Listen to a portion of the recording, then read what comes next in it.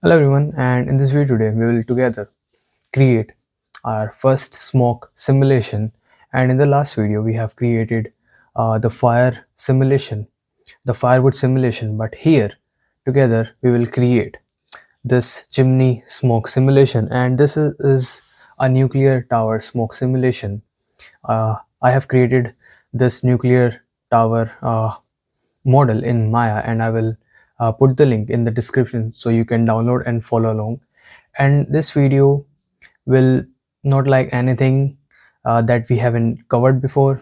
Each node in this video we have covered before, except cache node, because we need the caches because this simulation is going to be heavy, so there won't be enough space in our RAM, so we need to cache this in our storage. So I have covered like each step. I have created this setup for you, and I will explain like everything, and in the end we will have this smoke simulation, and I will also cover the render part. We will go to the Solaris and we will assign it material, and then we will render this. So let's start with the video. And first I have this setup, so you don't need to worry. I will create everything again. And here I have given these nodes Pyro Source attribute, and when we were creating our fire, like firewood fire, we used this Pyro Source and attribute node is there also, and we are using the same. So first let's talk about how I imported this uh, export FBX file. So this export FBX is just a name I gave it when I exported it from Maya. So we have something like this. So this is just a simple model I created in Maya, and you can just download it in the description, from the description. And it was too huge for the simulation, and you know, when the source of the smoke of any simulation is huge, then it will take more space, more voxel size, more voxels, then the simulation is going to be heavy, right?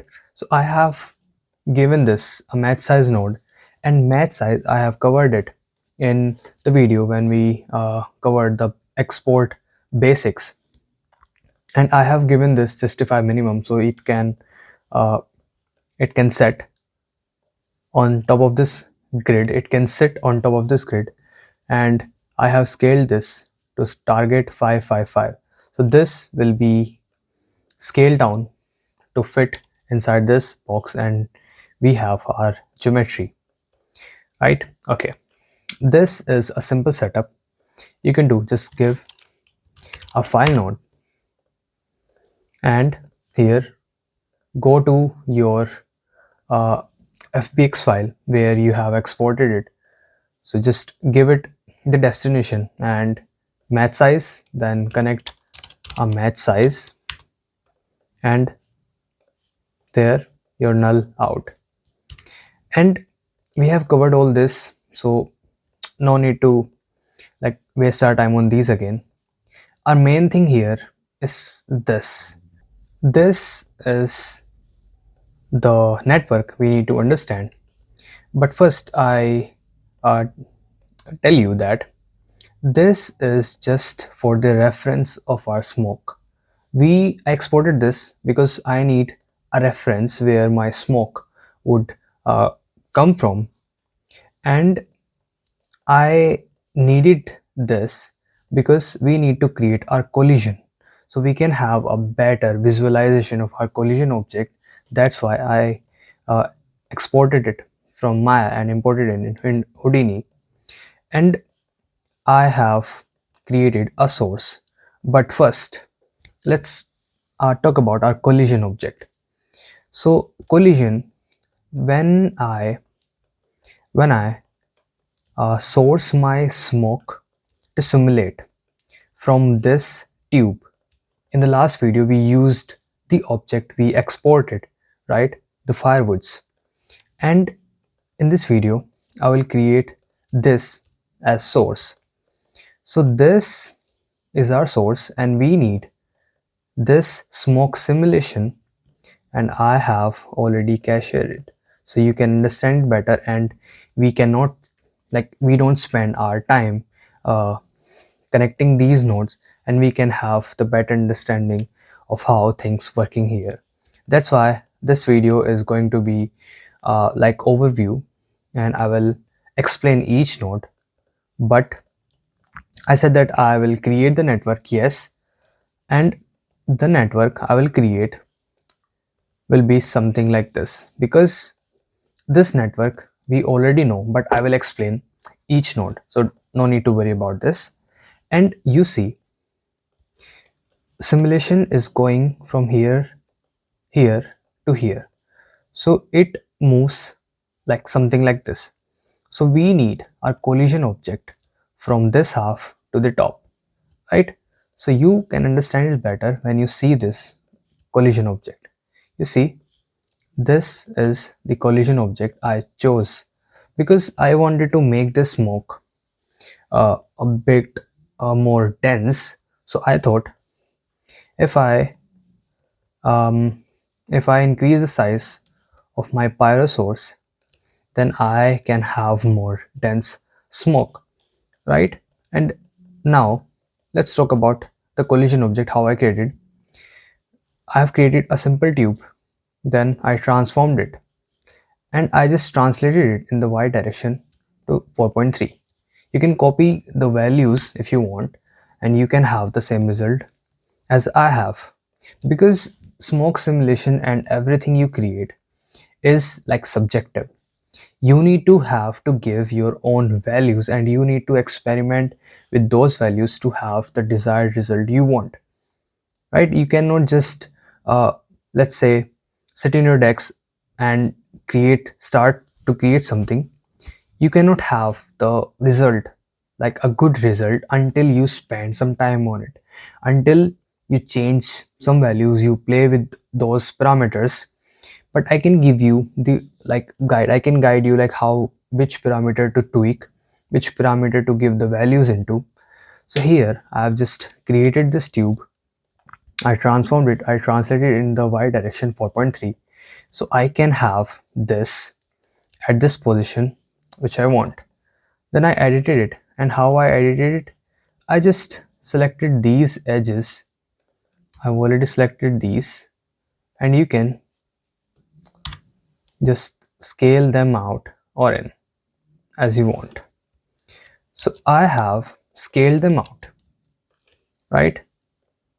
And I have also extruded this, because we cannot create our collision object with this tube only. We need to extrude this first. Let's toggle this off for now, and you will see I have bypassed this. So I have this, and I have also this, because I don't want my smoke to like move out from the bottom. That's why I created this. So this is my collision object for now. This is my collision object. I transformed it again to fit this inside this chimney, so we can have the tube part fully covering our inside. So this collision will be our collision object, and this will act as a collision object. So our smoke will collide with this and have the uh, result we want. We have the collision object right now. I have gave this a null just because I wanted to export this, but we don't need to do this, so we can just remove it. This collision source node has two outputs. One is the main geometry, and second is our sign distance field. And if we want to collide our VDBs to a geometry, first we need to convert that into the sign distance field. So here you see it is converted into the sign distance field. We have the sign distance field value, and this is a distance field right now. So what we have done here is just give this a collision source, And collision source has two outputs. First is just the geometry and second the SDF, and just merge them. And when you merge them, you see I've connected this into the Pyro Solver, and Pyro Solver has this second input. Second input is for the collision object. So first you need to convert your collision object, this tube. I have transformed it, then this is our collision object, this transformed it again, and collision source, and you have these two nulls. When you merge them, you will see something like this. This is our sign distance field, and here the Pyro Solver. Wait a second. Okay, and we have our collision object. Now let's talk about our smoke. I have this tube. I transformed it again. I transformed it to make it a bit bigger. I don't know why I have this. I transformed it and placed it here, and you can just copy these values. I increase the radius and increase the height and these columns to 50. I have this Pyro source, and in the last video I have talked about this Pyro source. So now we have our we have our points with our attributes, and first I randomize the position of these points, and we can see these are the position, and the amplitude is 0.3, and I have offsetted this $T *5. That means $T means by each frame, $T means each frame, star means multiplication by 5. That means by each frame multiply the offset amplitude of y by 5. You can put it here, or you can just like do the same. Just copy and paste, and you see we have our position and this offset. When we have this, that means by each frame this offset is like increasing by 5. So we will see something like this. We don't need to turn the animation, we can just have something like this. And I have added the noise. We have amplitude 0.3 and 0 centered, and operation is set to add. I've talked about this in the last video, what we are doing here. So if you don't know what we are doing here, you need to first watch those videos. And the attribute here is position, so we have something like this.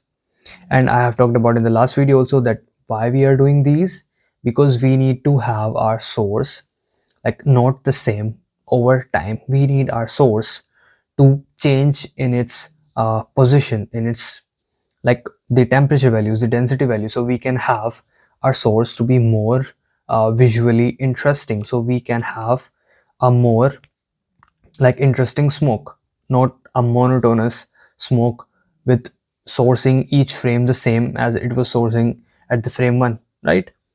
So we have this density. In the next, I have given this a density. You will see we have the density. Just turn this off.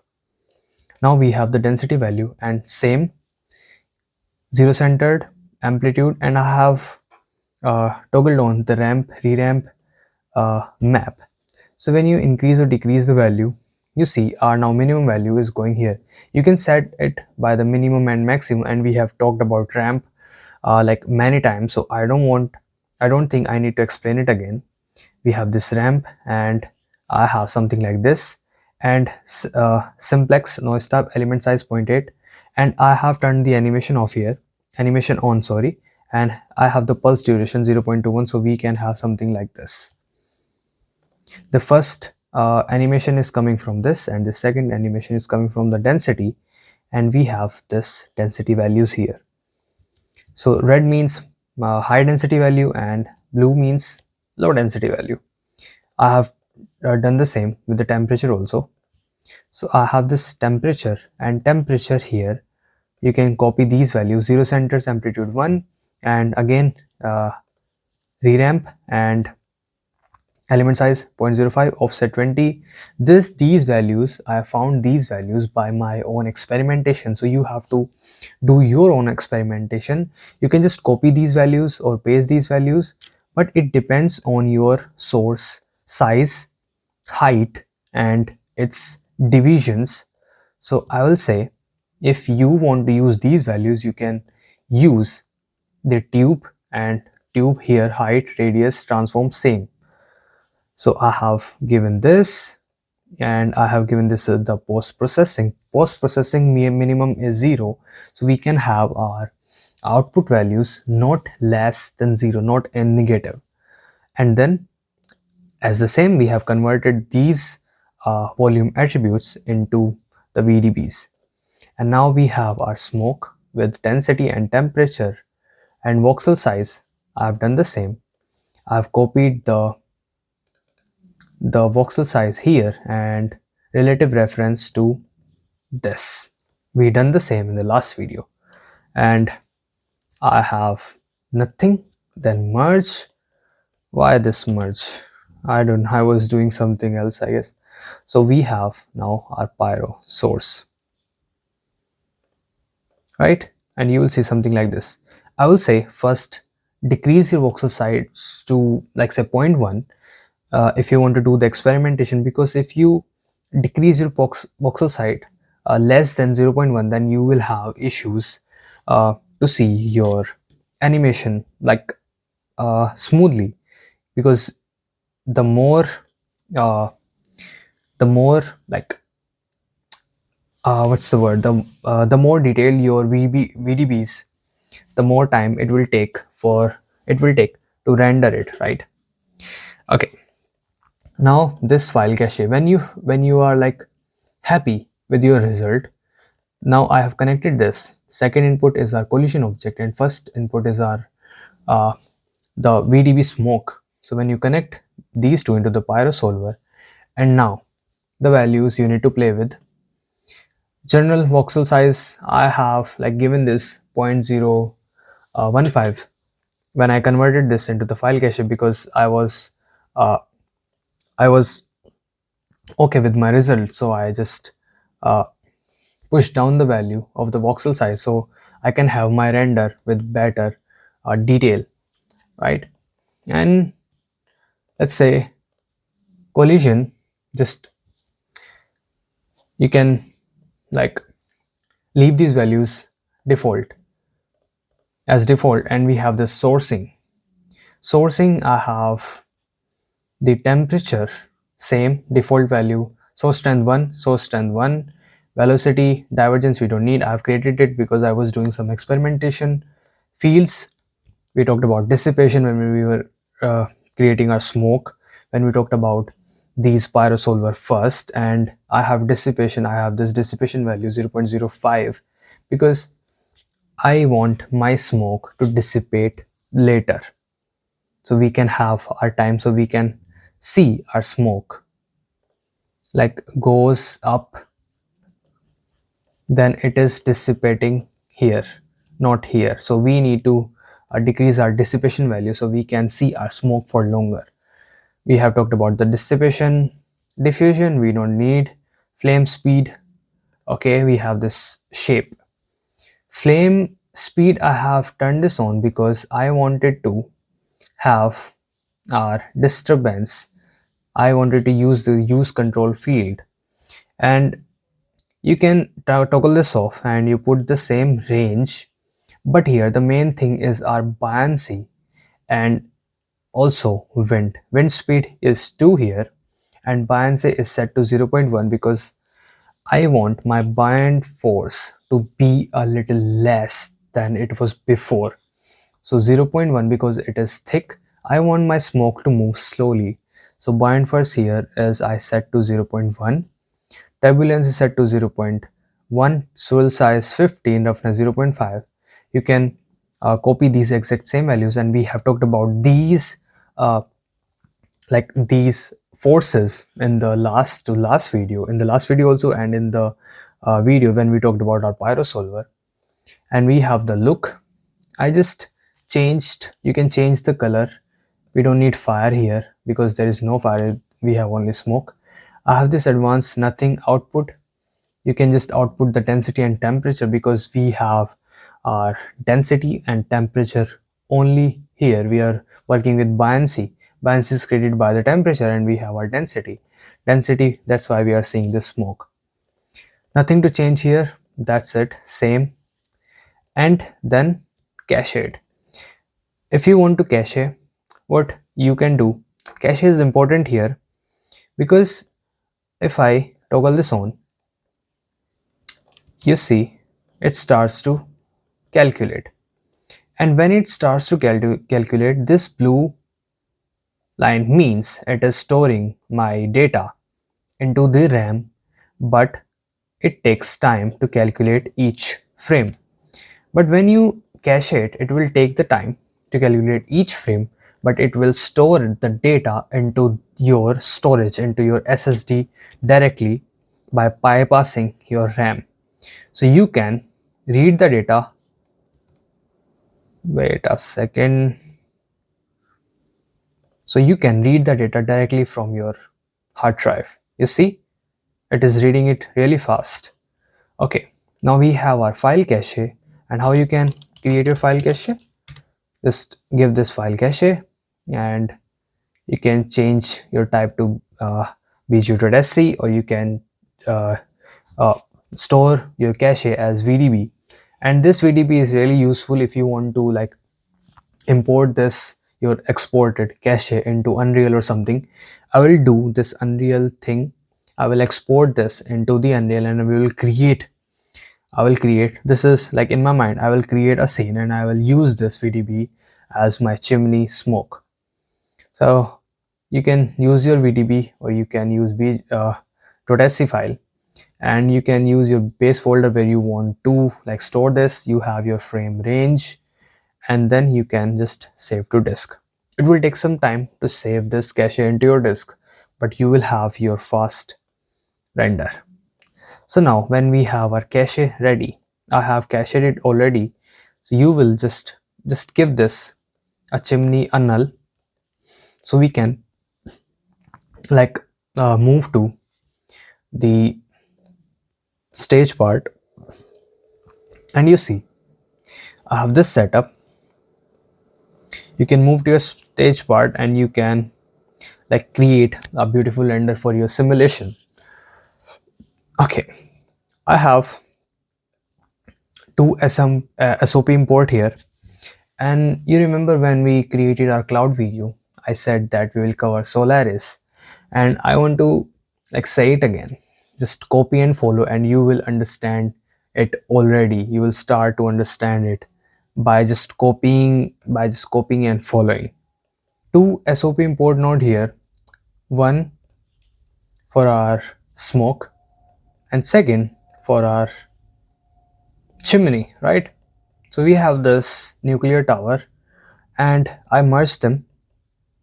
Material library, give this material library inside that. Create this Karma Pyro material.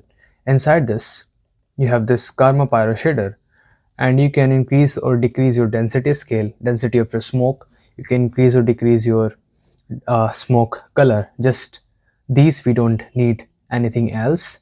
And go here, autofill materials, right? We did with the clouds also, and give your smoke this path. You see, SOP import 3, this is our import 3, and import 3 is our smoke. So I have this material, and just create a physical sky. So you can have something like this, then a dome light to create more lights, and distance light and dome light intensity. You see it is 1 here, and distance light intensity is 2 here. You can create, or it's up to you, you can create an extra distance light. If you don't want, it's just up to you. And chimney camera, this is the camera. I wanted to I wanted to have my render from. So I give this is my camera, and you see karma here. You can just Houdini VK, so we can have, and then I created the karma, just the same karma render, and I have uh, given this a manual resolution mode. This is 1080p, and here just nothing, output picture EXR, and camera or chimney camera, which is something like this. And I just rendered it into the render to disk. We don't need to do anything else. This is just a simple setup again. So I think we have covered.